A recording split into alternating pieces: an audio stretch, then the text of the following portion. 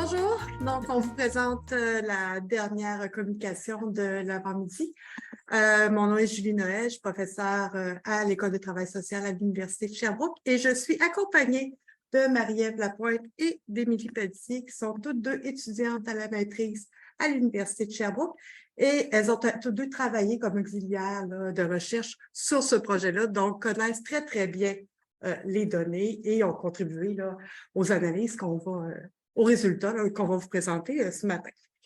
La présentation s'intitule « Est-ce que l'accompagnement des parents d'enfants placés varie en fonction du genre du parent? » Donc, on est allé voir la perspective des intervenants du milieu communautaire. D'entrée de jeu, c'est des résultats préliminaires qu'on vous présente. On commence les analyses, mais on avait très hâte de venir quand même vous les présenter. La présentation, elle est habituelle, assez sommaire avec chacune des étapes que vous connaissez assez bien. Je vais passer assez rondement sur la première partie parce qu'on veut, c'est vraiment passer du temps sur la présentation des résultats puis les vignettes pour vous mettre un peu dans le bain puis vraiment que vous compreniez exactement ce qu'on a fait. En fait, pourquoi on s'intéresse aux interventions qui sont faites chez les intervenants du communautaire? C'est quand on s'intéresse au placement, on va aller voir généralement les intervenants de la protection de la jeunesse. Or, les intervenants communautaires les rencontrent, ces parents-là. Ils les voient, ces parents-là, ils les côtoient souvent bien avant que l'enfant soit placé, puis ils sont là souvent très longtemps dans la vie des parents. Ils sont là pour les difficultés qui ont mené au placement, les problèmes de consommation, des problèmes de santé mentale, donc ils sont très, très présents. Ils sont situés dans les quartiers défavorisés, où on sait qu'il y a une concentration d'enfants placés. Donc, il y a peu d'études aussi qui s'intéressent vraiment à cette réalité-là en milieu communautaire.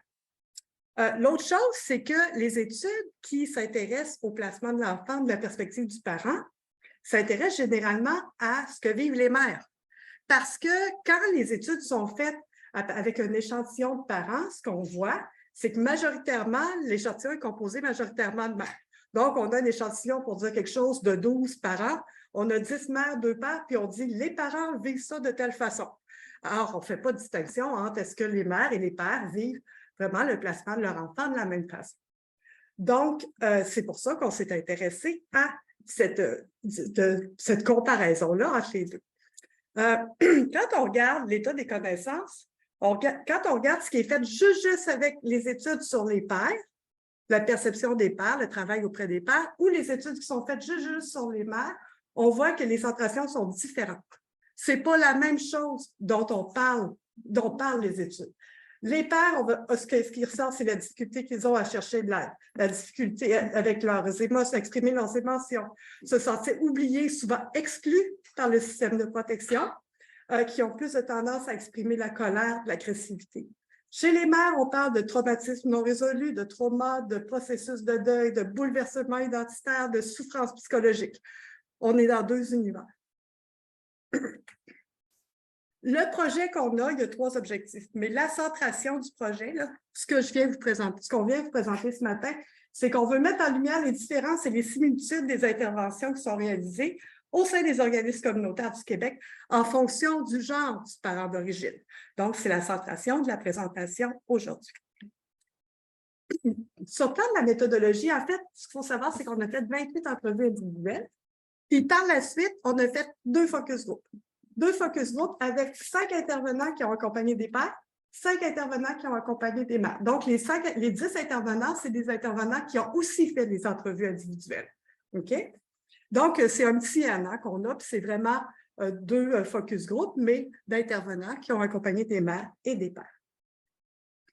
Perspective théorique, on est parti, le projet, c'est sur le deuil. Donc, on sait que le placement entraîne des pertes. La perte de la vie au quotidien avec son enfant, la perte de statut de parent, de père, de mère, la perte de droits dans certains, dans certains cas. Donc, la théorie du deuil, c'est ce qui a guidé tout le projet de recherche. Je vais laisser la parole à Émilie. Donc, on va vous présenter les vignettes. Il y en a 5. Le retrait, le désengagement, le placement, le sentiment d'échec et le nouvel enfant. c'est celle qu'on avait soumise aux intervenants. On avait présenté la situation de Martine aux intervenants qui accompagnaient des mères et la situation de Philippe aux intervenants qui accompagnaient des pères, mais elles sont identiques, c'est seulement le genre du parent qui est différent. Et ensuite, on a demandé à chaque intervenant comment ils interviendraient à la suite de chaque vignette. Pour la présentation d'aujourd'hui, on a indiqué le parent. Alors, je vais vous lire la première vignette. Donc, vous travaillez au sein d'un organisme communautaire où vous rencontrez un parent monoparental référé par sa mère qui utilise déjà vos services. Le parent a 3 enfants de 2, 6 et 10 ans. Il vous dit que ses enfants ont été placés en famille d'accueil il y a 3 jours et qu'à présent, il aura le droit de les voir que dans les bureaux de la protection de la jeunesse lors de visites supervisées. Le parent est en colère. Il vous raconte avoir crié contre l'intervenante de la protection de la jeunesse lorsque celle-ci l'a avisé du placement de ses enfants. Il exprime trouver la situation injuste et répète que le signalement n'est pas fondé. Il démontre un comportement agressif et sacre beaucoup. Il en veut aux enseignantes et aux éducatrices de ses enfants parce qu'il est convaincu que ces dernières sont responsables du signalement. Il vous parle d'elles en les traitant de tous les noms. Il dit que la prochaine fois qu'il les croisera à l'école et à la garderie, il leur dira sa façon de penser. Il répète que la protection de la jeunesse n'a pas le droit de faire ça, que cela fera du mal à ses enfants et dit que la DPJ existe seulement pour briser des familles. Le parent vous demande de l'aider à récupérer la garde de ses enfants. Donc, dans les résultats préliminaires que l'on a, on voit des similarités au niveau des interventions. Donc, premièrement, au niveau de l'accueil du vécu émotionnel. Donc, l'intervenant va aider le parent à ventiler, va laisser toute la place à l'émotion. Et dans un deuxième temps, il va y avoir une évaluation par l'intervenant du risque de passage à l'acte. Mais là, on voit qu'en fonction du genre du parent, ce n'est pas la même évaluation qu'on va avoir. Donc, sur votre gauche, donc, au niveau des pères, on va évaluer le risque de violence sur autrui. Donc, les intervenants vont évaluer le niveau d'agressivité et le discours du père. Et de cette évaluation va découler des interventions spécifiques, donc la clarification des obligations légales de l'intervenant et le soutien à l'expression et à la gestion des émotions face à la DPJ. En fait, l'intervenant, premièrement, va clarifier quand le discours, on ne peut pas le recevoir parce qu'on sera obligé d'aller faire des signalements, ou il va aider le parent en disant « Ok, on va la pratiquer. Comment tu veux parler? Qu'est-ce que tu aimerais dire? Comment on pourrait le dire pour que ce soit recevable ?» Du côté des mères, on voit qu'on est complètement ailleurs. On est sur l'évaluation du risque suicidaire. Donc là, les intervenants vont aller créer un filet de sécurité ou aller vérifier qu'il y en ait un et se montrer très disponible dans cette période-là. Du côté des spécificités, on va avoir du côté des pères la reconnaissance de sa mobilisation et de sa capacité à demander de l'aide. Et dès le départ, il va y avoir une mise en action concrète. Alors que du côté des mères, on va, dès le départ, être dans de l'accompagnement au deuil de ces enfants. Alors, je vais vous présenter la deuxième vignette. Vous rencontrez le parent 15 semaines plus tard. Alors que vous discutez, il avoue avoir augmenté sa consommation de drogue et d'alcool depuis le placement de ses enfants. Il ajoute avoir manqué plus de la moitié des visites supervisées. Il explique que c'est à cause de son travail, de l'indisponibilité des intervenants et des difficultés d'accès aux moyens de transport. Il dit être découragé, ne plus avoir d'énergie et avoir envie d'abandonner. Il dit que cela ne sert à rien de continuer à fournir des efforts, qu'il ne récupérera jamais ses enfants et qu'il vaut mieux arrêter de les voir complètement. Il semble désengagé. Aussi, il mentionne être mal à l'aise lors des supervisions et se sentir jugé. Alors, dans la similarité des interventions, on voit qu'on est aussi là au niveau de l'accueil des émotions. On va les normaliser, on va aider le parent à ventiler. On va aussi aller vérifier est-ce que, par exemple, il y a des signes dépressifs. On va aussi mettre en lumière les forces et l'empowerment des parents. Et enfin, on va préparer le parent en visite avec son enfant. Mais là aussi, selon le genre, ça va être différent. Quand il s'agit des pères, on va être sur une responsabilisation qui va être centrée sur l'enfant. On va lui parler de ses enfants, on va lui montrer ce sur quoi il a du pouvoir, par exemple. Et quand il s'agit de la mère, ça va être une responsabilisation qui va être centrée sur elle. Donc, on va travailler sur sa consommation, sur la défense de ses droits et sur l'ouverture à la possibilité de délaissement parental. On voit aussi qu'au niveau des mères, la mise en action concrète, elle arrive un temps plus tard qu'avec les pères. Donc, je vais laisser la parole à ma collègue. Okay, je vous ramène voir la situation de notre parent à l'étape de placement. Donc, ça fait un bon moment que vous n'avez pas eu de nouvelles du parent lorsqu'il vient vous rencontrer. Il vous raconte qu'il a très peur puisque l'intervenante de la PJ a parlé de placer ses enfants jusqu'à leur majorité.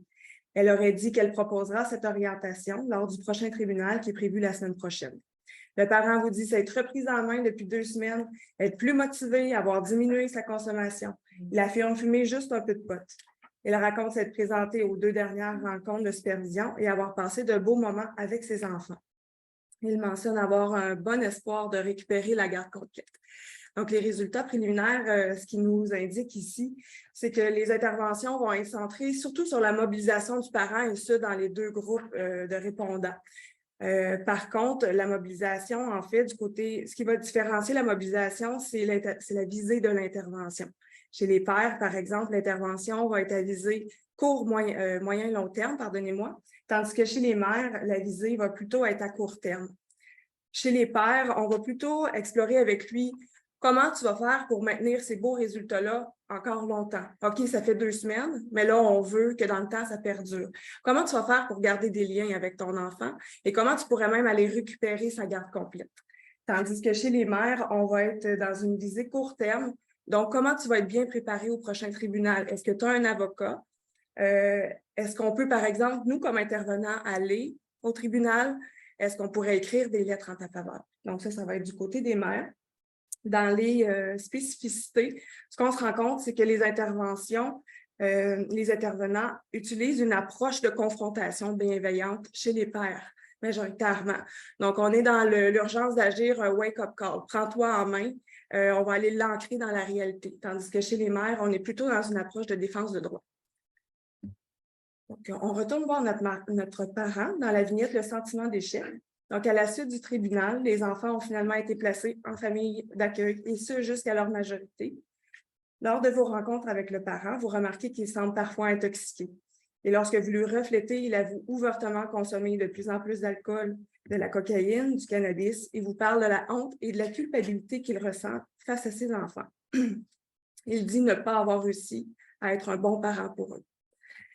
Donc, ce qui est marquant à cette étape-ci des rencontres qu'on a eues, c'est vraiment que le sentiment d'impuissance et le sentiment d'échec qui est vécu par le parent est aussi partagé par l'intervenant. Donc, à la suite de la lecture de cette vignette-ci, lorsqu'on leur a posé la question « Comment est-ce que vous intervenez auprès du parent? » il y a eu des silences d'observer. Les intervenants avaient de la difficulté à bien structurer la pensée, à bien l'exprimer. Ça a été même mentionné par quelques intervenants que c'était difficile. Il y avait une difficulté accrue à répondre à cette étape-ci de l'entrevue. Et ils s'entendent aussi pour dire que, bon, à cette étape-ci, l'accueil du vécu émotif, l'évaluation du risque suicidaire, l'accompagnement au deuil sont des interventions qui sont très importantes. Mais aussi, on va intervenir sur la préservation du lien parent-enfant et comment le parent va pouvoir conserver une parentalité mais différente, même si, malgré le placement de l'enfant. Dans les spécificités d'intervention, on se rend compte que c'est seulement à ce stade-ci que chez les pères, on va commencer à travailler la consommation, alors qu'elle a déjà été abordée chez les mères dans un temps précédent. Puis on se rend compte aussi, on va aborder les conséquences de cette consommation-ci sur la conservation des liens. Chez les mères, on est plutôt dans la contextualisation de la situation de placement. Donc, comment ça s'est produit, puis on tente avec elle d'apaiser le sentiment de culpabilité et de honte qui l'accompagne. Finalement, le nouvel enfant, donc 6 mois ont passé depuis le placement des enfants. Le mode de vie du parent n'a pas changé depuis les derniers mois. Il dit avoir une nouvelle personne dans sa vie et qu'ensemble, ils tentent d'avoir un nouvel enfant. Il affirme que, puisqu'il a perdu la garde de ses enfants, ce nouveau bébé lui permettrait d'avoir la chance d'être parent à nouveau. Donc ici, les résultats préliminaires nous démontrent que l'ensemble des intervenants mentionne que c'est important d'accueillir la nouvelle et ce sans jugement. Donc, on accueille la nouvelle, on fait verbaliser le parent, on explore avec lui comment il voit la situation. Ensuite de ça, la majorité des intervenants nous ont aussi mentionné que s'ils considèrent que le parent est à nouveau à la ressource et leur demande de l'aide, c'est qu'il y a un bon lien de confiance qui a été établi depuis le temps et que ce lien de confiance-là va leur permettre aussi d'avoir un équilibre avec la confrontation bienveillante. Dans les spécificités chez les pères, on va leur rappeler la paternité Donc, c'est pas parce que tes enfants sont placés que tu n'as plus de devoirs et de responsabilités envers lui. Donc, on va vraiment l'ancrer là-dessus. Puis, on va aussi tenter de mobiliser autant ses ressources internes que ses ressources externes pour éviter que s'il y a un nouvel enfant, que la situation se reproduise avec celui-ci. On va tenter d'associer la conjointe. Donc, comment cette nouvelle conjointe-là va permettre d'être un facteur de protection comparativement aux situations précédentes. On va naturellement valoriser le fait qu'il soit revenu demander de l'aide. Puis, on va lui rappeler aussi qu'il y a des obligations légales. Donc, c'est possible que l'APJ soit encore dans sa vie avec le prochain enfant, mais puis que c'est aussi de son devoir de signaler si les situations où la compromission est toujours présente. Du côté des spécificités des mères, on est toujours dans un accompagnement de deuil. Donc, l'accompagnement de deuil a été là tout au long. Puis, les discussions, en fait, vont surtout s'ancrer autour du désir d'enfant. À quel besoin ce nouvel enfant-là va venir répondre? Est-ce que c'est, par exemple, un enfant de remplacement qui va combler la perte? Est-ce que ce serait, par exemple, toute une situation identitaire ou encore un désir de se reprendre en main? Je laisse la place à Julie qui va parler des tendances. Donc, en fait, on observe quand même des tendances, hein, des choses qui n'arrivent pas nécessairement au même moment. Oui, merci, je vais être correcte. Donc, sur le plan de la tendance qu'on observe chez les mères, hein, on voit que le deuil, le risque suicidaire, l'accompagnement est très, très, très présent, et ça tout au cours du suivi. Toute la mobilisation, la défense de droit, de voir, bon, as-tu un avocat, ça arrive là à minuit moins une, lorsque l'intervenant dit, ben là, je vais demander le placement à majorité. Et c'est là que les intervenants me disent, ben là, on agit en défense de droit. Donc, on voit qu'il y a vraiment là, quelque chose qui se passe là, au plan du deuil, de la possibilité de délaissement parental. Lorsque l'idée d'avoir un nouvel enfant arrive, on est encore dans OK, mais à quel besoin ça répond? Est-ce que c'est le deuil qui n'est pas fait? Donc, on a vraiment quelque chose là, qui ressort là, par rapport à ça. Lorsqu'on regarde chez les pères, la mobilisation est plus rapide au départ. C'est là qu'ils vont se dire, ben, as-tu un avocat? Eux autres, ils vont déjà commencer avec les pères à les accompagner, puis à les mobiliser, puis à les préparer à travailler avec la protection de la jeunesse. Puis souvent, c'est ce qui était aussi étonnant, c'est quand on disait, ben, tu as des enfants, tu as une responsabilité auprès de tes enfants. Donc, toute la centration auprès des enfants est très, très, très présente. Puis la responsabilité du père à l'égard de sa paternité. Donc, c'était quelque chose aussi qui était très présent. Le responsabiliser, si on prend du retrait par rapport à ses propres actions, hein, quand le parent dit, ben moi, les gens à l'école ou à la garderie vont entendre parler de moi, c'est le responsabiliser par rapport à ses propres actions.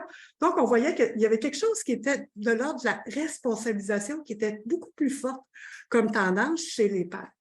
Le deuil est aussi abordé, mais plus tard. C'est comme si on arrivait là avec, quand on arrive avec le sentiment d'échec, lorsque le tribunal a vraiment ordonné le placement jusqu'à la majorité, là, on va explorer le risque suicidaire un petit peu plus, on va parler un petit peu plus de deuil de paternité, du rôle de paternité. Donc, on voit qu'il y a des tendances qui sont différentes là, par rapport là, à ce qu'on a fait. Cela étant dit, il y a des limites à ce qu'on a fait. Hein? On s'entend, là, on n'est pas dans on est loin de la méta-analyse, on en convient. Là. On a deux groupes d'intervenants, de chacun 5. On a un petit N. Ce qu'on a fait, c'est essayer de voir c'est quoi les tendances qui ont émergé de ces deux groupes de discussion-là. Donc, on a un N qui est très petit. Le focus group, on le sait, hein, bon, on commence à discuter de quelque chose, fait que tout le monde en parle un petit peu. Est-ce que ça vient aussi teinter évidemment, là, la centration des discussions, hein, c'est sûr qu'il y a quelque chose là autour du focus group qu'il faut prendre en considération, d'où l'importance là, de pouvoir après ça, de confronter ça avec nos 28 entrevues individuelles. Puis là, on va être capable de voir si c'est une vraie tendance ou ça a été un effet de groupe, cette affaire-là. Fait qu'on va être capable là, de voir si effectivement, ce qu'on voit apparaître dans nos résultats là, préliminaires, est-ce qu'effectivement, on peut faire ces croisements-là avec des entretiens individuels. Donc, puis ce qui est aussi intéressant, c'est que je vous disais qu'il y avait quand même, sur le plan de la littérature, des centrations très différentes, mais on revient un peu à ces centrations-là aussi. Fait que dans le fond, ce qu'on se dit, mais les intervenants, ce qu'ils font, c'est aussi coller sur ce que les écrits disent. Fait qu'il y a quelque chose aussi d'intéressant à ça. Là. Les intervenants communautaires aussi, ben, ils ont des pratiques aussi qui sont intéressantes, qui sont centrées sur ce que les écrits nous disent par rapport à ça. Merci.